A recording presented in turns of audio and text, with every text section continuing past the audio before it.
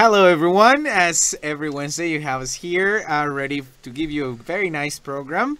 And today we have very special program. And today here with us are Nathaniel, we have Karen, we have Professor Louis Branch, and we have a very special guest. And his name is Richard Branch, and he is Professor Louis's brother. And well, we'll start with this show for today that we have ready. So, hello everyone. Hello. Hi. Hi. Hi. Today we're going to be speaking about midsummer festivals. And well, not necessarily about music, but these are the most common ones happening in summers around the world. And our very special guest for today has lived in many places throughout his life. And he lived in Sweden. Is that right, Richard? That is correct. I lived in Stockholm for 2 years, about 5 years ago. Wow. And how was the experience? Did you like it? Sweden is fantastic. It's such a beautiful country. It's very calm. The people are very friendly. It was very different to what I expected it to be, though. Just because the culture, it's quite everybody. You imagine Sweden being a very kind of equal culture, but there's lots of kind of very well-off people, but everybody's well-off there. So it's kind of, they're equal in their wealth. That's very cool. And sorry. Well, you said that everyone's very friendly, but well, Scandinavia and like Northern Europe, the cultures have like a reputation for being quite cold in terms That's of... very true, yeah. So particularly to kind of outsiders, but I think I benefited by the fact that I was British, because lots of people in Sweden speak very good English, probably some of the best in the world. So I think Swedish people were very keen to speak to a native speaker to practice their English. But I know people who come from other countries, they would maybe be not as friendly too. No, that's a shame. But you had a Mexican friend, right? How did she like adapt to the culture? Probably a Mexican culture to a Swedish culture is relatively different, because Swedish people are relatively introverted. They like to follow the rules very consistently, whereas not to say anything about Mexican culture, but people are definitely extroverted, and they, Swedish people know how to queue in line. I'll leave it at that. Well, British people also love to queue, so that might have been another thing in your favor. Yeah, we don't like doing those things. And like, what about, so the reason we're talking about Sweden is because tomorrow is the summer solstice. It's the 21st of June. Yes. And in Sweden, it's quite a big deal, right? The Definitely. Midsummer. What's it called? Yeah, midsummer. So not too far away. So midsummer.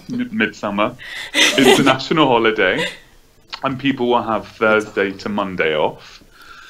And basically, it's a big, big occasion that everybody kind of looks forward to. Everybody has it booked out in their diary, because it's a wonderful time to kind of meet up with friends and family, to sit down and celebrate. And so it's a great opportunity to eat food, sing songs, and it kind of marks the kind of summer solstice.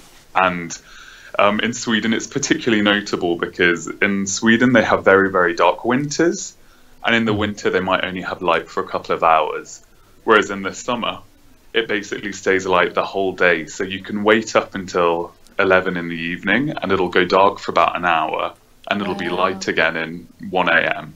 Oh, wow. I think that'd be a very hard concept for us to get, right? Like being there and just like all day we have the sun there, and then just for 1 hour it's dark, and then again it's completely. That would be completely I don't know. It would get disorienting. That would be the word. Yeah, awesome. And what's the main attraction there on this festival, Richard? So probably you eat lots of very traditional food. So you'll eat meatballs. Meatballs in lingonberry sauce is very popular. You eat gravad lax, which is a kind of salmon dish which has kind of dill on it. Oh, yeah. And really tasty. And they have herring. And herring is a type of fish, and there's a particular one that they ferment for so long, and it smells horrific. And I think it's kind of put underground. It's like left there for years, and then people pull it out, and then I think there's a lot of camaraderie around kind of who can who can face eating it. It sounds like an acquired taste. What the sauce that you mentioned for the meatballs? What is that? Is it a sweet sauce or is it a Yeah, it's a savory, sweet or? sauce. It's pretty similar to cranberry sauce, Oh, okay. but kind of a Nordic variant of it. Mm-hmm. And what's also kind of very popular is to sing songs all together. So I guess Sweden, very much like England, we've got quite a strong drinking culture. So, Very polite way of putting it, Rich. so they sing a song. Kind of the most popular one is probably called Helan Gore, which is it translates to hell and gore.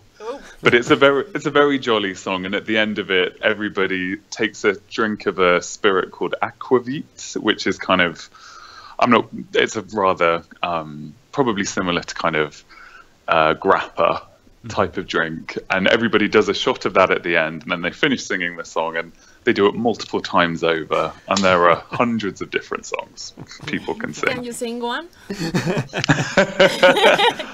I'll leave it to you guys to look up on YouTube. Or just like not singing, but just read cite one of the phrases that they say, the lines. Also, well, you know what? I can't say I remember them word for word.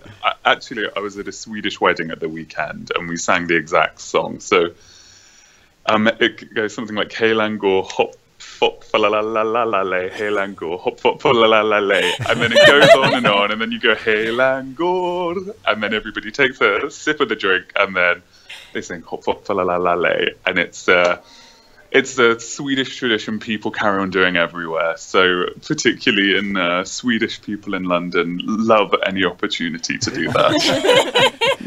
The question here is, how do you end up in those parties? Like, totally I would end up wasted if I'm like taking a sip every time we're singing, right? Especially in that festival, if that is what it's about, right? I think the Swedes have quite a high tolerance, though. Oh, Yeah. absolutely. Yeah. And so you said you lived in Stockholm. Did you get a chance to travel to some of the smaller towns and villages? Yeah, so are there marked differences in celebrations between the regional areas versus cities? Probably regarding the celebrations, they're not too dissimilar. I think people have a very strong idea of the Swedish culture, but kind of people, like particularly women, they'll wear a kind of flower crown. So it's kind of quite a typical image to see a kind of woman with kind of like long blonde hair and a crown made out of flowers. There'll be a pole that is kind of covered in flowers at the top of it, and people will dance around the pole with kind of bits of material, kind of pretty similar to a British maypole. Okay. And yeah, it's a real kind of, there are lots of kind of things that would look very traditional, but people do in the cities and they do them in the countryside. Okay. Interesting. And how long does this festival last? So it's a one-day festival. So, and people will, however, people get the whole weekend off. So typically in Sweden, lots of people will have something like a summer house. So somewhere in the country where them and their friends or them and their family will go out to and kind of spend time. So, but because it's a long weekend, people will kind of extend midsummer to be a long weekend. Because the summer's quite warm there, really, isn't it? Like, if you compare Swedish summer to British summer, it's quite I think nice. Swedish people like to think it is. I think they compare it to their winter, and it's very cold and wet in the winter. For a And Mexican, then they it have would this be idea of cold. the Swedish summer being hot and warm for months and months. But probably it's 3 hot days here, 2 hot days there, and with a lot of rain in between still. Ah. But I think Swedish people are very good at kind of having festivals throughout the year. So particularly compared to the UK, where probably our biggest national holiday is Christmas, they have lots of different festivals to kind of mark the changing of the year. So this one celebrates the midsummer, but then they also have something called a crayfish party to mark the end of the summer, That where sounds people great. eat lots of crayfish and unsurprisingly sing songs and drink aquavit. Again? And then kind of in the run up to Christmas, they have something called Sancta Lucia, where they kind of bake these special buns and they don't drink alcohol too much there because probably they're in church, but it's something very kind of idiosyncratic to Sweden too. Well, that was going to be one of my other questions. Is given the length of the winter and the amount of darkness they have during the day in their winter seasons, so does Santa Lucia correspond with the winter solstice, or I don't think it does with the winter solstice. No, I think it's just kind of more the run up to Christmas. But then they also have things like National Day, which they really celebrate in kind of late spring, early summer. So it's kind of lots of festivities throughout the year. And of these festivities, because you lived there for a long time, which one could you say is your favorite? It definitely has to be Midsummer. I think it's kind of everybody is up to celebrate it. Even now in London, kind of my Swedish friends who live in London, they'll celebrate it in Hyde Park. There'll be kind of maybe 200-300 Swedish people all sat around having a midsummer picnic in London. And they'll keep up the same traditions. People will be wearing the flower crowns. They'll be singing the same songs. They'll be eating the same food. And it's just a kind of really wonderful tradition that brings everybody together at that kind of time of the year. And if you were, so you went to Sweden. Well, tell us a bit about why you went to Sweden. So I went to Sweden to study for a master's degree. And then once I finished my master's, I worked there for a year afterwards. And because something really cool about education in Sweden is that it's free. Exactly. So at that point in time, it was free for anybody in the world to study there. So if you wanted to go to business school in America or another country, you could be spending tens of thousands. But if you kind of said that you wanted to study there, you'd be able to apply and then study completely free. And actually, Swedish people, they don't only get their education for free, they get paid to go to university. So they'll get given free money every month to go to uni. But you said it used to be like that. Did it change? Yeah, so it still is the case for people who are Swedish and from the European Union. However, they used to have a lot of people from Russia and Turkey and even kind of Mexico coming over to study. However, there are still opportunities to study for free with scholarships through the Swedish Institute. So if ever anybody wants to go over there, definitely look up the Swedish Institute online. And are the courses taught in Swedish? Some of the courses are taught in Swedish, but then there are lots of opportunities to study in English there because, as I said, Swedish people, some of their English is better than most British people speaking English. So for them, they can just quickly switch between the two languages very easily. So yes, lots of courses are studied in English. And we're about to go to a break, but this is a question that we ask all our guests here. Well, since you have been to Sweden, what could you say are some of your favorite words in Swedish? Oh, wow. Because it can be of any reason, like they sound too formal or they sound like funny or they mean something cool. I don't know. Oh, so this is my favorite one. It's a bit of a tongue twister, and at least for a British person, it's got lots of kind of pronunciations or kind of sounds that we don't usually say. So it's a hukweteshkara. Wow. What does it mean? Hukweteshkara. It means nurse. Oh my gosh. So a nurse in a hospital. So it's like a carer of the sick is what it translates to directly. Carer of the sick. Okay. Logical. Yeah. Exactly. Yeah. It does make sense, right? But it does have that cool sound. It does. Yeah, it sounds like a lot of, right? It just sounds Exactly. Some of the pronunciations in Swedish are difficult, but probably compared to most languages, it's relatively simple because the grammatical rules are relatively simple. And at least for an English speaker, you can do a lot of direct translations between the two languages. That's cool. interesting. I thought it was totally different. Well, thank you very much for being here with us. This is our first Skype call, and I think that went amazing. Really well. Yeah, that was awesome. Thank you No, very much, fantastic. Richard. Thank you, Rich. And thank Thank you, you Lou, for very being much. here also with us. Nice to meet you from Digitally. across the Atlantic. Yeah. Oh, you're very Fabulous welcome. voice. Well, let's go to a break and we'll be back with more.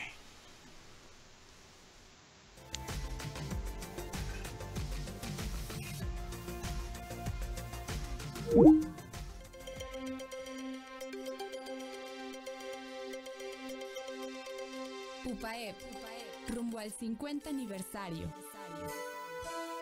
Misión. Crear corrientes de pensamiento y formar líderes que transformen a la sociedad, en la búsqueda de la verdad, integrando fe, ciencia y vida. Valores. Junto a la verdad, el bien y la belleza, nuestra universidad sostiene como valores rectores la dignidad de la persona humana, la libertad, la solidaridad, la subsidiariedad, la congruencia, el respeto, el amor y la justicia. Visión. Somos una comunidad universitaria fraterna, congruente, alegre y comprometida, que es referente en la conjunción del pensamiento humanista, cristiano y las ciencias, que forma integralmente líderes con alta calidad profesional y compromiso social. Contribuye a la transformación de la sociedad con propuestas pertinentes, orientadas a la consecución del bien común. Tiene presencia e influencia en los ámbitos local, regional, nacional e internacional. Centra la gestión en la persona y optimiza los recursos al servicio de la misión institucional. Líneas rectoras.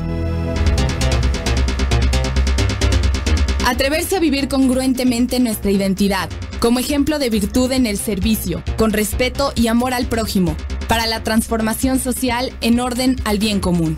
Privilegiar a través de la academia la formación humanista cristiana en busca de la excelencia científica y profesional, con pensamiento universal y trascendencia social. Crear sistemas académicos de auténtica pertinencia social, a través de la docencia, investigación y extensión, para enriquecer la cultura y participar en la solución de los problemas fundamentales del país. Involucrarse en la formación y desarrollo intercultural de la comunidad universitaria a través de ámbitos y vínculos de internacionalización. Lograr ambientes de confianza, colaboración y servicio, dentro de una cultura de austeridad, transparencia y evaluación. UPAEP, rumbo al 50 aniversario.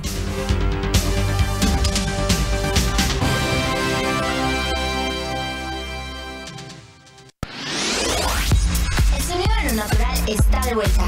No te pierdas todos los martes en punto de las 13 horas tu programa BIOS. Con nuevas secciones, entrevistas, enlaces telefónicos, transmisiones en vivo y mucho más.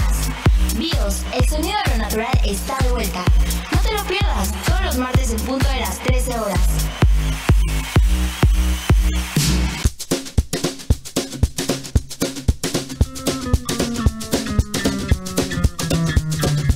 Vida de Estudiambre presenta No te quedes en tu casa. Si disfrutas admirar la ciudad, es momento de hacerlo desde las alturas. Sí, no puedes perderte la vista panorámica desde la Estrella de Puebla. La rueda de observación, considerada la más grande de Latinoamérica por sus 80 metros de altura. La Estrella de Puebla, el sitio de tu interés.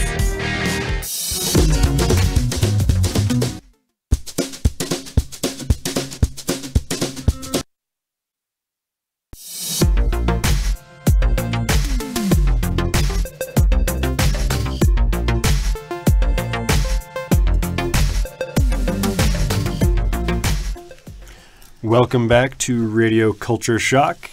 We are here continuing our discussion of the summer solstice, midsummer holidays, and we have some details on a few different places and the significance of the summer solstice. But to begin, interesting. We should probably make note of some definitional aspects of the holiday, right? And that the solstice is different from the equinox, but both are important aspects of our calendar and organize the seasons across cultures and around the world and throughout history as well.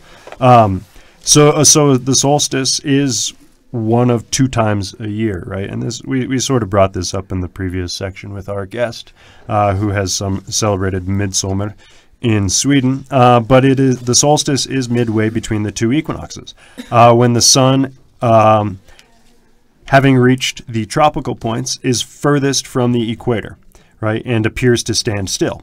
And so that is every year. The summer solstice is around the 21st of June, and the winter solstice is around the 22nd of December. And so in the northern hemisphere, right, the summer solstice marks the longest day of the year, and the winter solstice marks the shortest day of the year. In terms of daylight hours, of course, every day still has 24 hours. Of course. Right? And so that also brings us if we are interested in languages and the etymologies of these words, right? How do you say solstice in Spanish again? Solsticio. Solsticio. And it comes from the Latin solstitium, or in medieval Latin solsticium, and that comes from sol, meaning sun, and sistere, which is the Latin verb to stand still. So meaning when the sun stands still. No, I think this is very interesting because that's why probably one of the reasons, the main reasons of why we have these daylight saving times, like how long the day is going to be, how long the night is going to be. And we don't usually notice this until we travel to other places. Like we were talking about Sweden. I cannot imagine just having 1 hour of dark, or having most of my day being dark. Because at least here in Mexico, we're so close to the equator that it's just not that noticeable, right. Yeah. And I think that's very. I remember I was in Colorado once, and it would get dark very soon there, like 5:30 or so. And the 4 exchange students who were visiting there in the master's program, we were very tired by that hour. We felt like we wanted to sleep. So it was like 8 p.m. and we just wanted to go to bed because they had taken the sun out from us so early in the day. And it's just, it doesn't seem like it, but that's when you realize the importance of the sun and everything and how it changes your perception of a day. And that daylight savings time, like you mentioned, we try to change the calendar to meet our own ideas about what we want with sunlight and darkness. And really, at least for me, daylight savings time just messes up my internal clock and rhythm, and it throws your sleep schedule off. No, I just changed every year it's a pain, right? I'm getting used to it. Started getting used to it, and it's again. Do I really have to do it again? And then it's like, so then the equinox, right, are also important, right? And so those are halfway between the two solstices, and those mark 2 periods of the year when the days and nights are equal in length all around the Earth, and that owes to, again, the sun's crossing of the equator. So the precise moment at which the sun crosses the equator. And so the solstices and the equinoxes, right? So the solstice marks the beginning of summer and marks the beginning of winter, and the equinox for the spring and the fall, right? Which is, we have some very famous equinox celebrations here in Mexico, where people from all over the world come. And Karen is going to talk to us about that. In fact, it's such a big celebration. It's international now. So people go to the equinox celebration in Teotihuacan or Chichen Itza, and they wait for the sun. And there's like a belief that the snake goes down the pyramid, and well, this day is the solstice is, as Nathaniel mentioned, is the longest day of the year.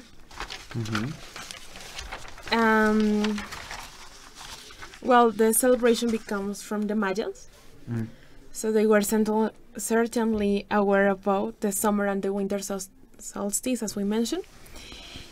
And well, is in Chichen Itza, as I was telling you, there's a snake going down to the pyramid, and it happens 2 times at the year, is in summer and in winter, of course. Okay. And that's because of the way they constructed the pyramids. Yeah. That's very interesting. That's what I wanted to mention, that Mayans, we cannot forget the Mayans were excellent astronomers, I think. And they just knew the stars and they knew their ways. They didn't have the tools that we do have now, but that's what makes them so interesting to study, And they built these pyramids in such a way that in these periods of time, the solstice and the equinox, we have these I don't know, like the setting of the sun and the light and how it like reflects on Earth.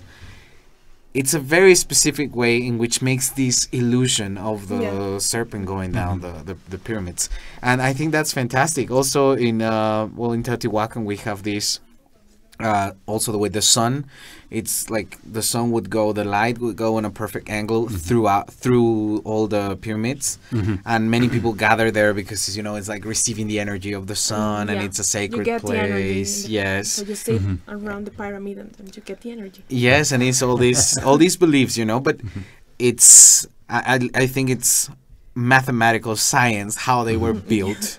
And they were so exact in the way that you can know where the sun is going to go through and how it is going to go through, and I think that's fantastic for a civilization that was like many years. It existed many years ago. And interesting what Karen mentioned about. I mean, these have become almost points of pilgrimage for certain people. At certain times of year, right? With the to migrate or to make a pilgrimage to Chichen Itza to see this. And there's actually a very funny book by an American, a U.S. author named Charles Portis. The book is called Gringos, and it's about a U.S. individual who lives in the Yucatan. And one year when all of these New Age hippie types come to Chichen Itza to see this, and they just drive everybody crazy who lives in the town. Anyway. Yeah, and I mean, as long as they're responsible tourists, I think that's cool. But there are so many people who come and they just like when we Mexicans traveled, we do the same thing. I think it's not where you're from; it's just how you are a tourist, right? How you act as a tourist. And of course, we also have, talking about interesting places and cultures, we have in England, we have Stonehenge. And this is a very interesting place surrounded by a lot of myths and mystery, right? And how it was built and how did they lift those big stones and how did all this happen. And of course, we have a festival here, the summer festival, and there's worshiping and celebration in Stonehenge, and the arrangement of the stones as well. Yeah, the arrangement. How are they arranged? That's true, of course. Many different theories and explanations of why and how. People assemble this place, and there are different types of celebrations, and the only stipulation of which being that they are respectful and tolerant of others around them. I think that's very important. I think that will keep everybody sane and happy as well. And in Germany, we have a very old tradition from the 12th century, And, this celebration is in order to scare or frighten off the evil spirits that cause illness and that they harm the livestock. And also, this is called, this sun solstice has a very interesting name. I don't know any German. Sommersonnenwende. Okay, we have our My German is not that good. But better than mine, yes. Okay, so something like that, and German people celebrate this on the June 20th. And also, in this hemisphere, right? Important to remember that in the southern part of the Western Hemisphere, in South America, we have our summer solstice is their winter solstice. Yeah, it's completely inverted. Right, yes. For the Mapuche and the Atacama peoples of Chile and Argentina, and the Aymara of Bolivia, Peru, and Chile, they celebrate around this time of year their New Year, right? And so that's their cool. winter solstice. So it's always interesting. Right, if we're talking about the equator, we don't want to forget our friends completely in the southern hemisphere. So. We'll go to a short break and then we'll be back with more of these festivals.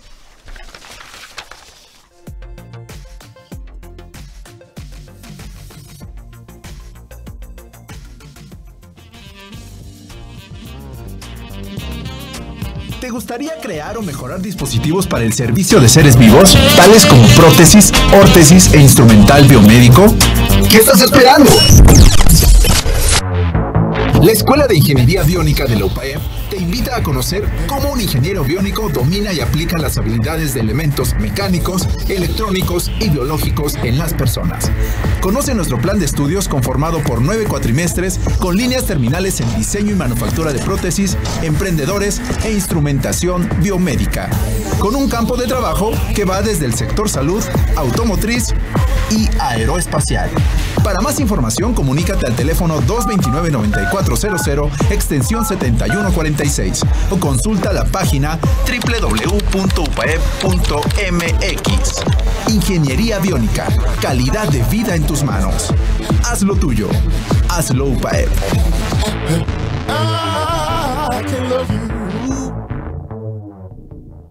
What have you heard about Mexico these days?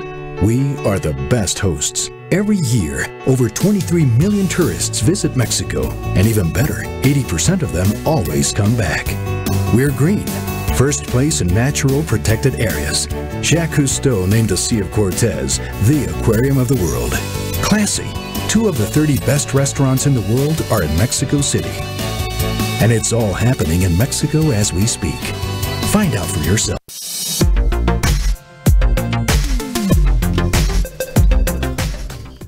And we are back. Just to finish what Nathaniel started, it was something very interesting for our listeners who are planning to travel or who have any intentions of traveling in the future. Just remember, one of the other tips in this show, we have given a lot of tips for travelers.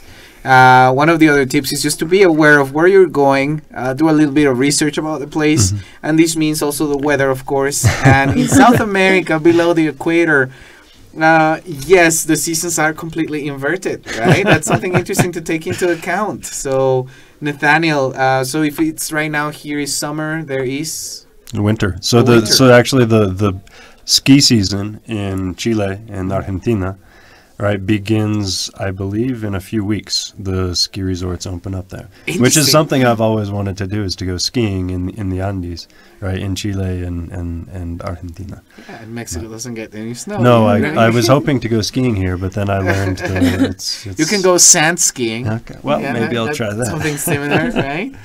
Okay, and now we have a very interesting section. Yeah, we have our Vox Populi. So today is about songs of summer and music festivals. So let's see what the people at UPAEP told us. Estamos aquí de nuevo en un Vox Populi y vamos a preguntarles a los estudiantes de UPAEP cuáles canciones les recuerdan al verano y si les gustaría ir a algún festival de música. Estamos aquí con Janae de Odontología. Oye, ¿qué canciones te recuerdan al verano? La de Phineas y Ferb, la de introducción. Sí, eso más. Claro.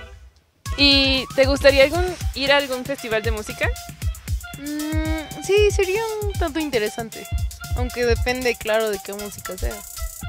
¿Cuál es tu banda favorita? Mi banda favorita, aunque ya no estén, los Beatles. Muchas gracias. De nada. Hola, estamos aquí con Mónica, que estudia Comercio Internacional aquí en la UPAEP. Y dinos, ¿qué canción te recuerda al verano? Yo creo que al verano me recuerdan las canciones de la película de Lilo y Stitch. Todas ellas me recuerdan mucho a la playa, al calorcito, a estar bien con nuestra familia, con los amigos. Oh, qué padre. ¿Y te gustaría ir a algún festival de música? Sí, claro, ¿por qué no? ¿Cómo qué festival? Bueno, a mí me gusta mucho el rock, entonces a mí me gustaría mucho ir como a un festival de rock. No soy muy fan de la electrónica, aunque hay muchísimos festivales de electrónica. Creo que hace falta un festival de rock. ¿Y tienes alguna banda preferida? Mi banda favorita se llama Simple Plan y es una banda canadiense. Muchas gracias, Mónica. Hola, estamos aquí con Itzel, estudiante de psicología, y dime, ¿qué canción te recuerda al verano? Yo creo que la de Summer de Calvin Harris, porque salió en un verano y pues no me recuerda el verano. ¿Te gustaría ir a algún festival de música? Sí, sí me gustaría. Bueno, nunca he ido a uno como tal, pero creo que es una experiencia muy divertida. ¿Cómo a cuál te gustaría ir? Pues no sé, creo que... Bueno, me gusta de todo tipo de música, entonces no habría problema en algún género. Yo creo que a cualquiera estaría bien. ¿Tienes alguna banda favorita? Pues no, me gusta, como te digo, me gusta de toda la música, entonces puedo escuchar desde Río Roma, Sin Bandera, música en inglés, reggaetón. Muchas gracias, Itzel. Anybody want to do this? Okay, so yeah, that's what people around Dubai have told us about their experiences. That was very interesting to listen to the Phineas and Ferb reminding of summer. Yeah, I think they do have a song about summer. Like they love summer, and yeah, so very interesting. I think all choice. those references are of a younger generation. I feel very old right now. Calvin, I'm not sure. Calvin Harris. Yes, he's a DJ. I don't know about him. I need to go to some. I need to share my playlists with you. Summer festivals, right? Yeah. So, and of course, music festivals are an extremely popular thing to do in the summer, and these have a long history. Music and folk festivals dating back to Renaissance Europe, really. In Italy, in Germany, in Italy, the Fiera della Frecagnola. I apologize. You have to say that. Frecagnola. Okay, much better. And Annenberger Kett in Germany, which is celebrated after Pentecost. England has an old festival known as the Three Choirs Festival that began around 1719, and it is actually I don't think any of our respondents of the Vox Populi said they would want to go to a classical music festival, but if you're inclined in that direction, it is the world's oldest classical music festival, the Three Choirs Festival, and it's a week long, and it's held in the three counties area of England, rotating between Hereford, Gloucester, and Worcester, featuring the cathedral choirs of these three counties. But more contemporarily, I don't know if that's a word. Yeah, it is. It probably is. I speak English most of the time. But I think this is the first show we've done in a long time that's entirely in English. Yeah. Which some of our listeners requested. We are bilingual. We are bilingual, but some of our listeners were requesting more English to help them practice. So hopefully those listeners are listening today. But of course, some very, very famous festivals in the United States. Two of them happen in Newport, and Newport is in Rhode Island, which is a very small state in New England, sort of northeast of, if you think of where New York City is. It's close to New York, right? Go up the coast east towards Boston, right? So there's New York City, and then Connecticut, and then Rhode Island, which is a very small state, and it has two of the most famous music festivals in the world, really. The Newport Jazz Festival and Newport Folk Festival, which are related. The Jazz Festival was the first annual American Jazz Festival, and it introduced the worlds to not only some of the most preeminent jazz musicians from the United States, Ella Fitzgerald, but also blues musicians as well. And we also have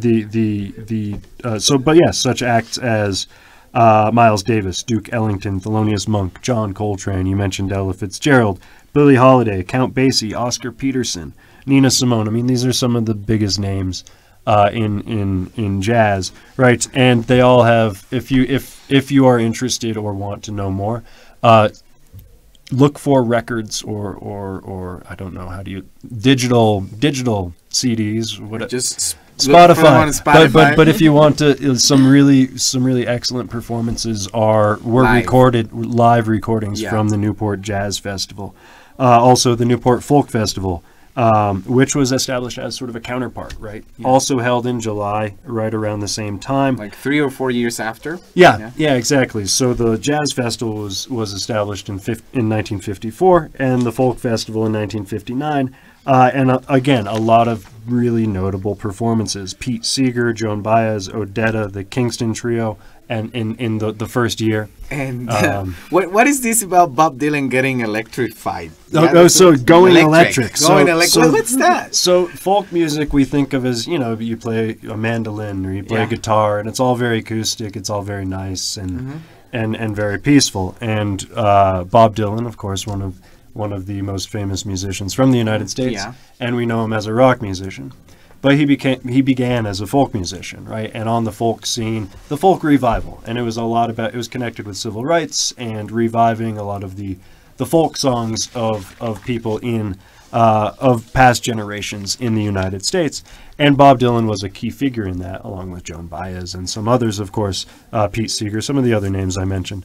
And so when he went electric, right, I was in 1965, instead of playing his folk guitar and singing with his harmonica, he broke out an electric guitar, which was, threw the folk community into an outrage, right?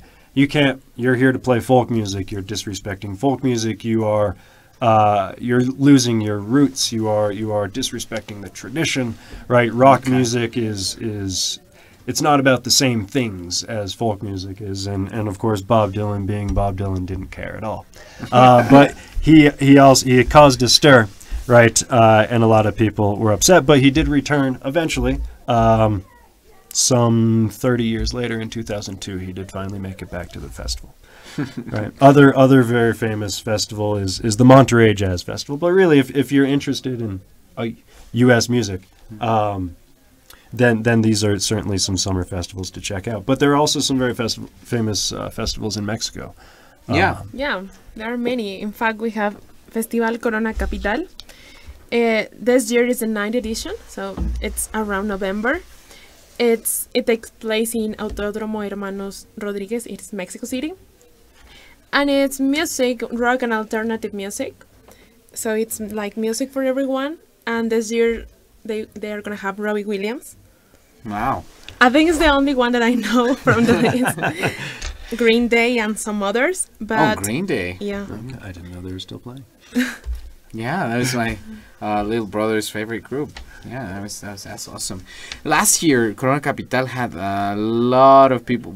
People were paying a lot of money to go there because many good bands were coming, and like these classic rock bands, and that was very interesting. And it's one of the biggest things now in Mexico about music because of the artists they are bringing. Another one here we have in Mexico is the Festival Internacional Cervantino. This happens around fall, mid-fall in Mexico, but it's now one of the best festivals around Mexico and the world because it is about not only music. Music is an essential part of it, yes, but it's also about culture. They have like plays, they have art galleries, they have parades. There's this takes place in Guanajuato, the city of Guanajuato, and I think it's a very interesting, colorful thing to live. Now we are receiving. The government at some point in history they intervened and they started to sponsor these events and to make it more international, right? To add more flavor to it. And now people from all over the world come to see the Cervantino Festival, and it also belongs to the European Association of Festivals. That's why it has been also widespread, and also to the Asian Association of Festivals. So I think it's very international. It's one of and it's really cultural. I think people is really welcome to Guanajuato because it's an amazing place, and they get involved with the culture, and then they enjoy this festival. And I think Guanajuato is an excellent place to have these kind of things because of the the gothic sense you get there, like being like under tunnels, and the downtown you have these very small trees, and you feel like you're in a very, mythical place, and you have the callejoneadas, and it's very interesting. See, I've never been to Guanajuato, but that is on my short list of places to visit in the coming year. Well, as you listen to this show, we have a lot of options to go. You can go to Sweden and enjoy those very interesting fish that are buried for a long time. Or you can go to the Cervantino here in Mexico. You can go to the U.S. to any of those we have. And, well, that was it for today. Thank you very much. I hope you enjoyed the show as much as we did today. We were very excited, I think. We'll see you next week, right? We'll see you next week. With some more holidays. I think we'll be, at least for part of the show, we'll be talking about Canada Day, but also Saint Jean Baptiste, which is celebrated in Quebec, which has an interesting relationship with the rest of Canada. Anyway, some interesting things to talk about. So we'll be back next week. Thank you very much for listening to us, and hello to everyone who listened.